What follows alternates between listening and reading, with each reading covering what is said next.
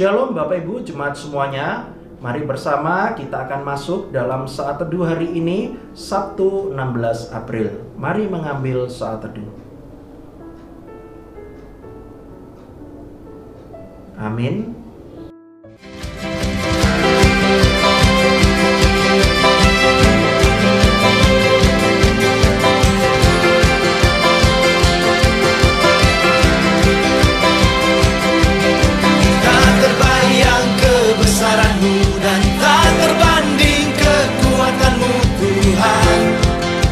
Megah bagiku segenap jiwa dan pengharapan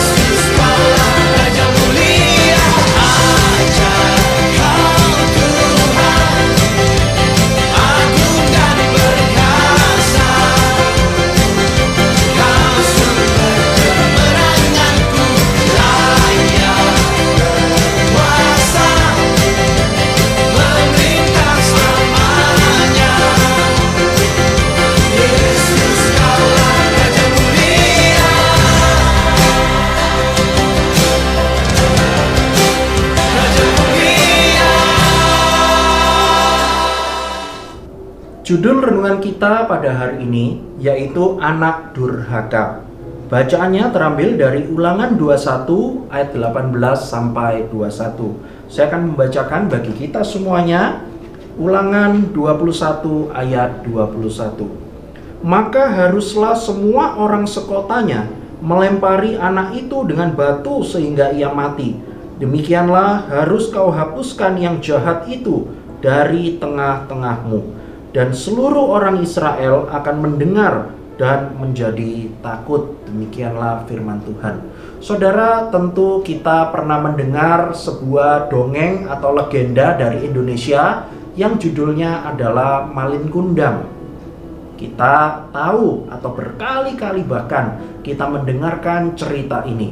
Ceritanya adalah seorang anak yang durhaka, yang ketika kembali ke kampung halamannya, dia mendapati bahwa mamanya itu merupakan orang yang masih miskin dan tetap seperti mamanya yang dulu. Karena dia malu dengan mamanya tersebut, karena itu dia tidak mengakui bahwa dia ini adalah mamanya di hadapan istrinya. Saudara, lalu cerita akhirnya adalah mamanya menjadi marah dan akhirnya menyebut anaknya ini, Malin Kundang, adalah seorang anak yang durhaka. Lalu akhirnya Malin Kundang menjadi batu karena dikutuk oleh mamanya sendiri. Saudara sekalian, tentu kita banyak kali menemui anak yang durhaka. Apa itu anak yang durhaka? Saudara sekalian, anak yang durhaka itu secara sederhana adalah anak yang melawan, sukanya itu membangkang, melawan, melakukan tindakan pemberontakan. Dan seringkali anak itu durhaka bukan kepada orang-orang lain atau temannya sendiri, bukan, tetapi justru kepada papa atau mamanya, artinya kepada orang tuanya. Seringkali anak itu memberontak, seringkali anak itu melawan orang tuanya sendiri. Saudara, firman Tuhan hari ini mengingatkan setiap kita bahwa bagaimana di dalam orang Israel pada zaman itu, ketika mereka hidup, ada saja ditemui anak-anak yang melawan orang tuanya, menjadi anak-anak yang durhaka di hadapan orang tuanya. Dan Tuhan memberikan aturan-aturan kepada mereka. Kalau saja anak itu sudah dewasa, lalu anak itu melawan atau memberontak kepada orang tuanya, maka tidak langsung dilempari batu sehingga langsung mati. Tidak. Diberikan pengajaran yang baik terlebih dahulu. Lalu diajak para tua-tua Israel untuk bisa memberikan pandangan-pandangan yang baik kepada anak ini. Tetapi kalau anak ini berulang-ulang kali menjadi anak yang durhaka, tidak mau diberikan pengajaran dan pengertian yang baik, maka dikatakan di situ, maka banyak orang harus melemparinya dengan batu. Saudara sekalian, ini adalah sebuah hukuman yang sangat tegas pada zaman itu. Hal ini mengajarkan setiap kita, ketika kita sebagai anak, kita masih punya papa dan mama, kita masih punya orang tua, kakek atau nenek. Mari kita belajar firman Tuhan pada hari ini. Kita jangan sampai menjadi anak yang durhaka, dengan sengaja memberontak kepada papa dan mama kita, dengan sengaja memberikan perlawanan dan penghinaan kepada mereka. Jangan sampai seperti itu. Bagi kita yang menjadi orang tua, marilah kita juga minta hikmat dari Tuhan, sehingga Tuhan memberikan Roh Kudus memimpin setiap kita. Kalau kita pernah berbuat salah kepada anak atau cucu kita, marilah kita minta hati yang dilembutkan dari Tuhan, untuk kita boleh meminta maaf. Kita pun juga dapat berubah menjadi orang yang baik, sehingga kita sebagai orang tua, kita menjadi pribadi yang dapat membimbing anak atau cucu kita untuk dapat setia kepada Tuhan.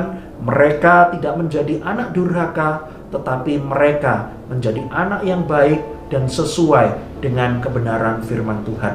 Kiranya firman Tuhan hari ini menolong dan menguatkan setiap kita. Mari kita berdoa. Bapa yang di surga, terima kasih Tuhan, firman-Mu hari ini mengingatkan kami supaya kami sebagai anak, kami menjadi anak yang baik, yang menunjukkan anak yang setia kepada Tuhan dan kepada orang tua kami.